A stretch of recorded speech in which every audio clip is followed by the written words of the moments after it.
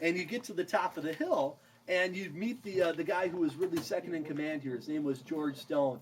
And George Stone would go, great, I'm glad you're here. We've got 12 pockets or so of ore here on the property, 16 shafts. We'll give one of those pockets to you, and at the end of the month, we'll pay you by the amount of ore that you get out of here. The ore body we're going to visit today, the pocket that would be ours, is 3/4 of a mile through the woods in that direction that way. So you come down a shaft like this, you get down to whatever level of the mine you're going to. Today we're going to the bottom, and then down there is a tunnel, just like a subway tunnel, to get you to work. And miners would walk that every day on their way to work. Now again, Stone gave you the place to work, and he's going to pay you by the ton of ore you get out, and that's all he's going to do. So if you guys don't want to go underground today and pry the ore off the walls with your fingers, you got to buy equipment. And in the early years, these guys would buy steel rods, sledgehammers, explosives. Young men, that's right, 10-year-old kids could buy sticks of dynamite if they wanted to, and candles. And all that stuff you personally purchased. Now, if we sit around up here on the surface, waiting for a nice, comfortable cage fitting 4 or 5 people in one of these nice little elevators, well, that's costing you money. You're getting paid by the ton, right? So nobody ever did that here. Get rid of the doors on the front of these cages here. Just rip them out, and we'd fit 15 to 16 full-grown men in each one of those boxes, even up until when the mine closed. So we'd fit 2/3 of your tour in one of those boxes with all your equipment and everything you need for your 12-hour shift. Now, if I did that to you guys today, you guys would be really upset. And since you paid for the tour, instead we'll divide you in half. So half of you will get in the bottom with me. The second half you'll get in the top with Reed. And yes, this thing is still controlled the way it was you saw in the video. Right back there behind that black stripe is still a gentleman in the engine house with the big spool of cable and the buzzers that we use to talk to him. So it's kind of a neat system. Any questions before we go? All right, well, let's have some fun then. We'll get like 11 or so of you at the bottom here with me. All right, come on this way, folks. Oh, we're going down. Yep. Head all the way to the back, turn around, face the front, and you'll fit a whole lot better. Perfect. All right, we'll stop it right about here. You guys can get in the top. We'll bring it down for you. Okay. Rita, just lift me up. That's a close one. Wow. Really? Oh, really, really? Slide over. I gotta hold the door shut, so How slide many right people there. used to visit this little thing? 16 to 18 people. And we've got, I think, 13. I think they're a lot littler than we. Oh, no. Nah, you're just used to some kind of personal space. Those people in the back, you just push against them. I gave a tour last fall at about this time. We'll try not to push again. What happened? We're not 10 so years old either. We're actually getting Reed and the rest of our crew above our heads. So that's why it's a Oh, double-decker. wow. Yep. Yep. So Reed and everybody else are in right up here. That's why he stopped it twice. Yeah, that's When he right. was pulling it up. Exactly. You're absolutely right. That was really cool to see that. man. You guys went into the Yeah. engine? Yeah. So if you guys get the chance, you got to go into the engine house and watch him run this thing when we're done with our tour. You can see him operate. It's kind of a cool thing. Or we just ran out of electricity. No, Reed's getting everybody in. He'll buzz the guy in the engine house 7 and 2. They'll repeat it, and then off we go. So it's 10 miles an hour on the way down, and since you're going half a mile down to the bottom of the mine, it takes us about a whole 2 minutes to get down there.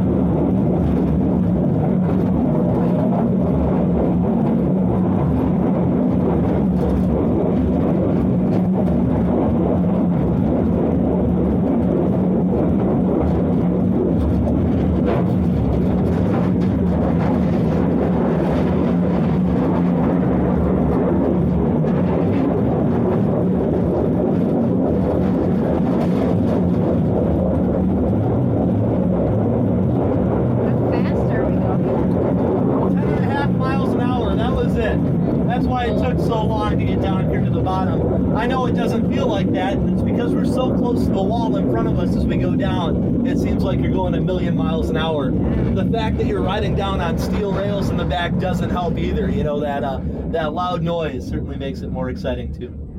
And what was the light intermittent between levels? I'll tell you about that when we get out of here. Stay right here for just Give a us second. time. I'll try not to forget your reading. If You they're up guys there. could hop right on out and hang out over there on the dirt, and then I gotta get Reed out of here.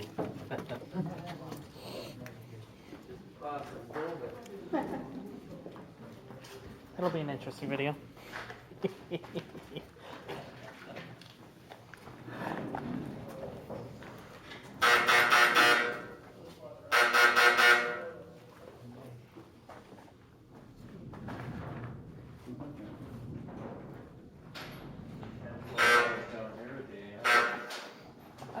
I was wondering where Mike was, and then I seen that 360 light in the. I know where he is. So this is it. In the state of Minnesota, folks, you guys are as deep underground as you can possibly get. We're about a half a mile below where we started. And if we were swimming in the ocean right now, the surface of the ocean would be pretty close to 700 feet above your head. Oh, I feel at home then. There you go. All right, you gotta squeeze away from the fence there. Reed's gonna lock that. So I got asked about the lights on the way down the shaft. You got to remember, on the way down the number 8 shaft, that's the shaft we took today. There are 16 levels that you could get off of, 16 floors above our head, and a couple of those floors are pretty important. If I'm quiet, you can hear water, right? All the tiny cracks in the rock around us right now, they aren't filled with air. We're below the water table. They're filled with water. And that's why we can get water out of, groundwater, right? You get a pump, you stick it in the ground in a hole, kind of like our shaft here, and you just pump the water out, and you're good to go. The same thing here, only we want to make sure that this place doesn't fill up with water, because if it does, it's really hard for miners to come down here with scuba suits and mines. So you keep everything dry. And to do that, that pump has to pump all that water up to the surface.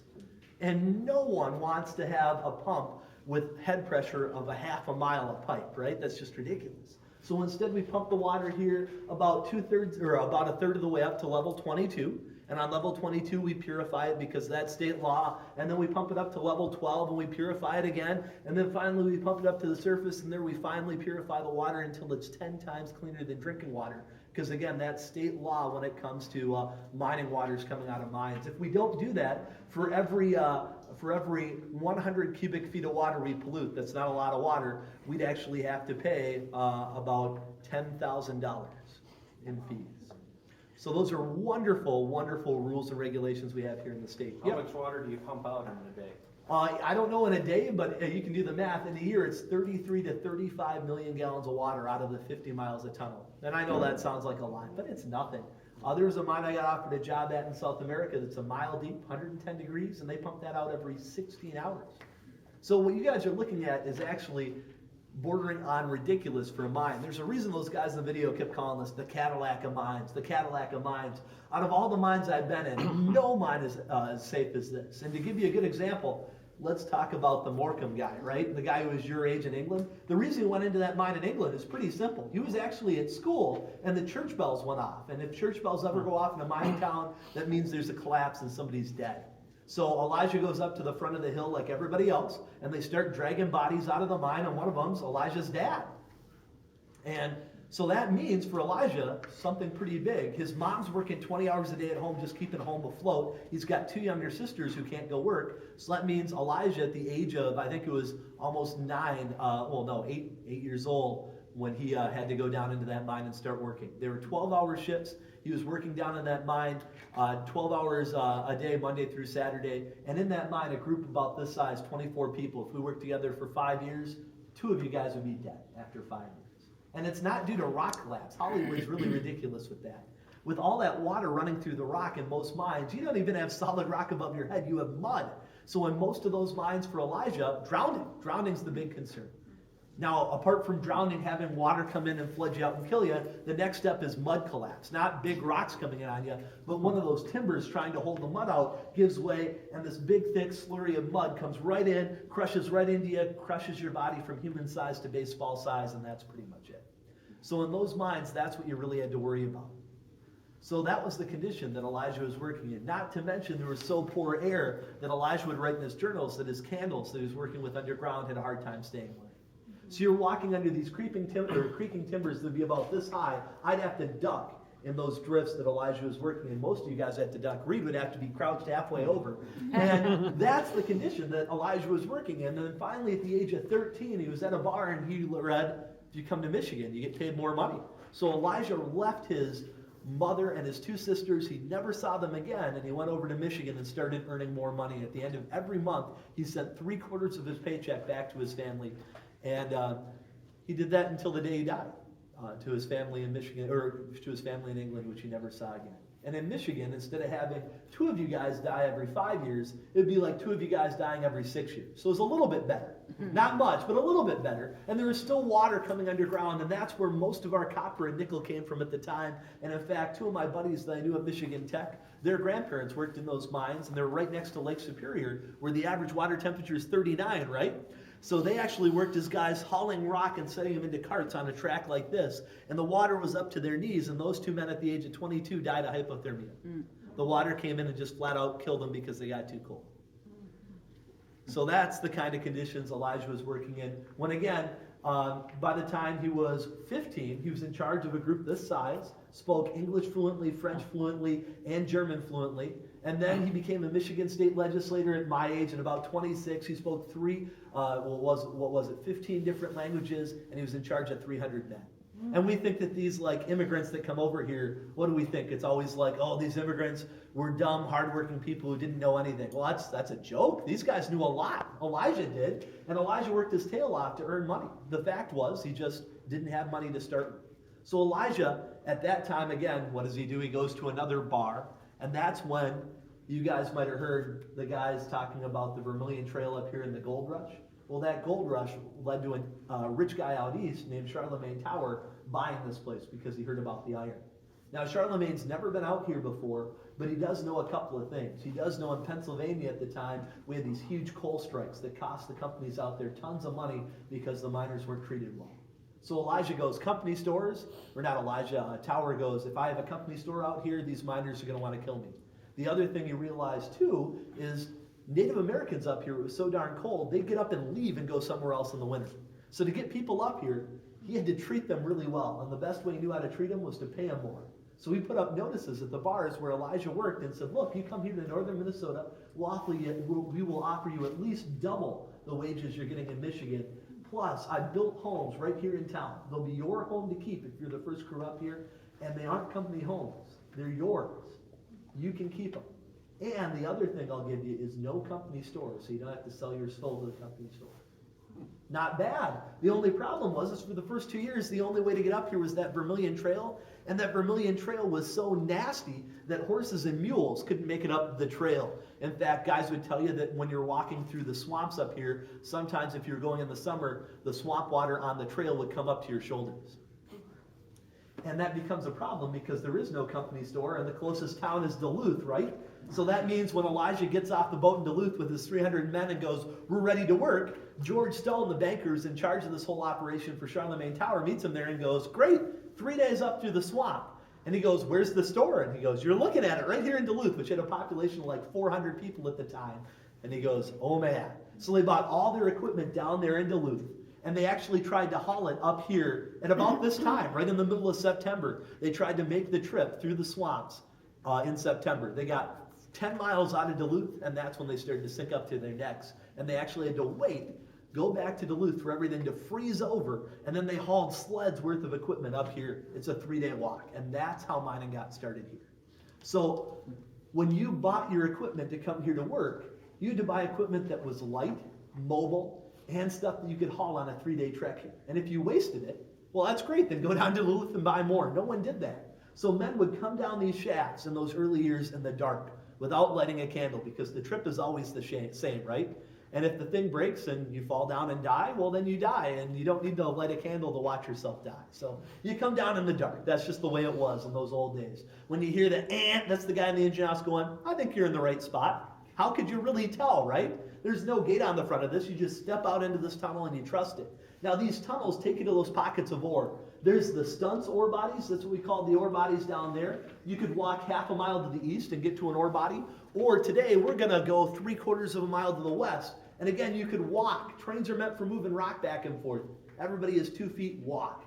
And this trip never, ever, ever was used with candles because it's the same trip every single time you do it. You put one foot on the rail takes you down the tunnel, and you can have it memorized after a couple of times. And every candle you burn means another trip down to Duluth. So everything you see here, you come down the shaft in the dark. You walk all the way down the drift, similar to this in the dark. And then once you get to the ore body, that's when we actually light candles so we can do our work. And that's how you start every single day except for Sunday. And if you're a young person like you can still go to school. We put you down here on the night shift for 12 hours. Then you pop out of the hole at about 6 a.m. and you got a little bit of time to do stuff before school starts at about 8. And then you go from 8 until about 2:30 for school. And then you got to come back down here at 6 again. And you just keep doing that. There you go, something to think about when school starts for a lot of people here. Let's load into the train. I'm not going to make you walk today, that's miserable. That's going to be the front. It's my favorite place to ride. You can ride up there, or you can ride here in the back. But Reed's going to save a spot for himself right over there. But otherwise, have a seat wherever you sit.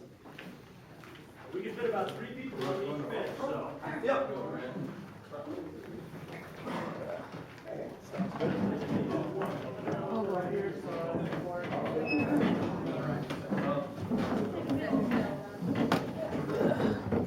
Either way, I'll have some kind of video.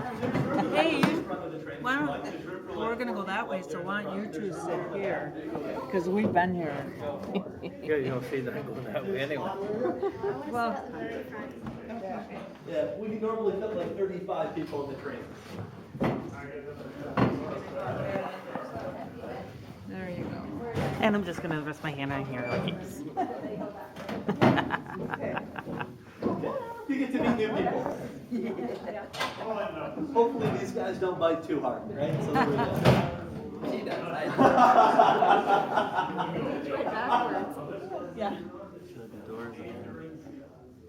Yeah. So folks, you Great gotta room. remember, we mine from the top down. So those early years of history were done up on the surface or closer to the surface in those first few levels. Down here, this was all from the 50s and 60s. So you got those old pipes for the pneumatic drills on the side wall. You got the electric line above your head for that nice DC train that can haul 36 tons of rock out of here. And all that means to you guys is this trip is actually kind of dangerous. If you stick your hands outside the train and they get stuck in any of this stuff, I will pull on the brake as quickly as I can, but it takes me 30 feet to stop. So that'll be the end of your fingers or your thumbs. So just giving you fair warning. It's fun to laugh about it until it happens. So there we go. Keep your hands on the